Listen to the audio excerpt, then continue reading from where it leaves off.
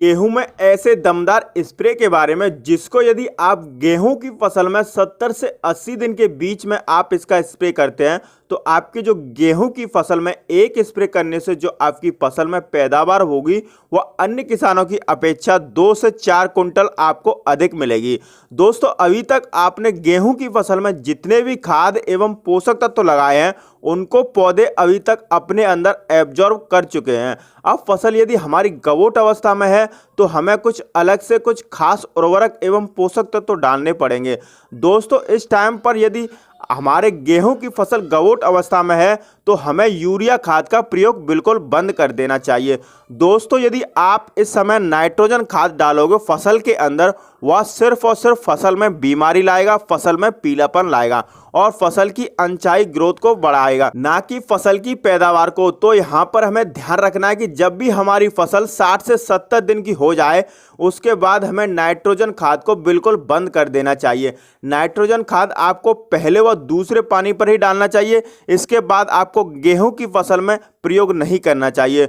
तो इस समय पर हमें कौन से कार्य को करना चाहिए, तो दोस्तों यहाँ पर मैं क्लियर कर दूं कि फसल गवोट अवस्था में है तो हमें इस टाइम पर पौधे के तने को मजबूत करने के लिए बालियों में पौधे के अंदर अच्छे से निकले, कमजोर बालियां ना निकले, क्योंकि दोस्तों बाली अगर कमजोर होगी तो जाहिर सी बात है कि उसमें दाना भी कमजोर ही रहेगा। यदि इस टाइम किसी पोषक तत्व की कमी फसल के अंदर तो हमारी फसल से उत्पादन भी काफी कम निकल सकता है। गवोट अवस्था में दोस्तों पहले तो आपको खेत के अंदर अच्छे से नमी बनाकर रखनी है जब भी बालियां निकल रही हो। दूसरा काम यहां करना है कि हमें पोटास और फास्फोरस जैसे खादों का इस्तेमाल करना है। इस समय पर हमारे पौधे को फास्फोरस की सबसे ज़्यादा ज़रूरत पड़ती है।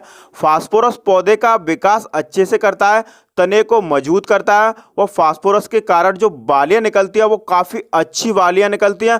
बालियों में जो दाने का भराव होता है वो बहुत ही अच्छे से होता है, दाने मजबूत मोटे होते हैं। लेकिन जिन खेतों में फास्फोरस की डेफिशिएंसी होती है उन खेतों में जो बालियां निकलती हैं वो काफ़ी छोटी बालियां निकलती हैं, दाने टेढ़े मेढ़े होते हैं। तो फास्फोरस तो हमें देना ही देना है। और बात करें दोस्तों पोटेशियम की, पोटेशियम क्या करेगा, फसल के अंदर जो गेहूं की प्रकाश संश्लेषण की क्रिया है उसको तेज कर देगा। जितनी प्रकाश संश्लेषण की क्रिया तेज होगी उतनी ही ज़्यादा मात्रा में पौधे को न्यूट्रिशन को ट्रांसफर कर पाते हैं, क्योंकि इस समय पर गेहूं की फसल को सबसे ज़्यादा भोजन की आवश्यकता होती है। पौधा इस समय अच्छे से भोजन बना पाएंगे जिसके कारण गेहूं में जो दाने का भराव होगा अच्छे से होगा और जो दाने की क्वालिटी होगी वह बहुत ही बढ़िया होगी। हमारे जो गेहूं की जड़ हैं वह मजबूत होंगी जिससे आगे चलकर गेहूं की फसल हमारी गिरेगी नहीं। दोस्तों, इस समय काफ़ी ज़्यादा ठंड पड़ती है, पोटास तो हमारे पौधे को ठंड से बचाता है।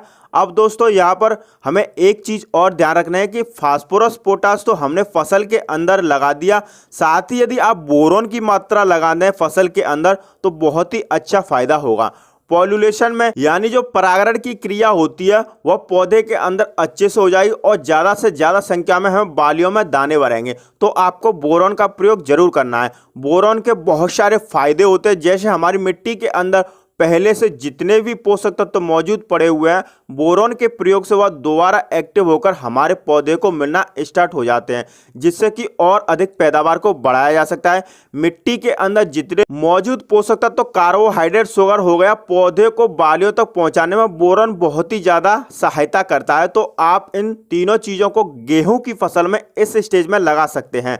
दोस्तों, बात करें फास्फोरस पोटास के लिए आपको किस खाद का प्रयोग करना है, तो आपको लेना है NPK 05234 और आपको लेना है बोरॉन। इन दोनों की मात्रा की बात करें तो NPK 05234 आपको लेना है 1 kg प्रति एकड़ के हिसाब से और बोरॉन की मात्रा लेनी है किसान भाई आपको 200 ग्राम प्रति एकड़ के हिसाब से। इन दोनों का 120 से 150 लीटर पानी में घोल बनाकर आप गेहूं की फसल पर स्प्रे कर सकते हैं।